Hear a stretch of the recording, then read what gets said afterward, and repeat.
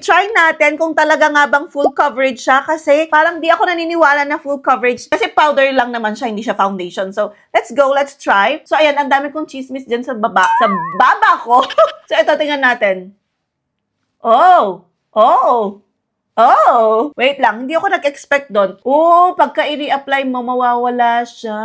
Okay, wait lang. Bago ako magsalita, baba pa lang yung nalalagyan ko. I-try natin dito. Diba, ang dami kong chismis dyan. Tingnan natin kung matatakpan niya. Kahit doblehin natin. O, kayo na rin ang humusga habang ina-apply ko kasi hindi ako magka-cut dito. Fast forward lang kapag wala namang kwenta yung sinasabi ko.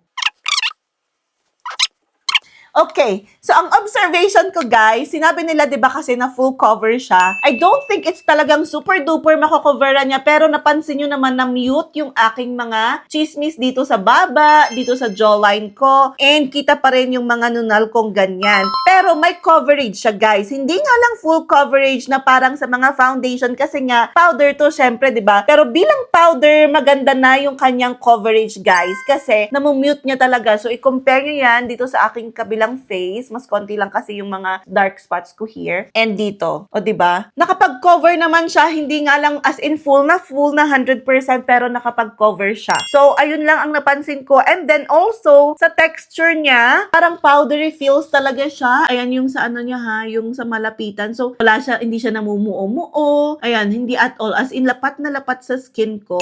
Ayan, kahit na ganyan yung aking skin, lapat na lapat siya. Pero again, hindi siya nagko-cover ng buong buo ha. Ayan o, yung mga freckles ko. Ayan, may freckles ako dyan, ba diba? Try natin coveran yung freckles ko. Yan. Natakpan niya lang siya, pero may natira pang konting-konti dyan. So, hindi siya as in 100% na full coverage, okay? So, wag kayo mag-expect kasi baka akala ninyo full coverage na bonggang-bongga ito. Pero may coverage siya, which is good bilang isang powder, okay? So, ayun lang naman ang napansin ko. At again, lagi ko po itong sinasabi, hindi ako magaling mag-makeup, hindi rin ako makeup guru, hindi ako expert sa gantong field. Nagto-try lang ako kasi gusto kong matuto. So, ayun lang guys. Yun, pinakita ko lang sa inyo. So, ito, kung gusto nyo to, ilalagay ko na lang dyan sa baba. Si Pink Flash na Flawless Lock Powder. NU02 pala itong shade na kinuha ko. And this is oil control kung oil control daw. So, ayan. And waterproof din daw.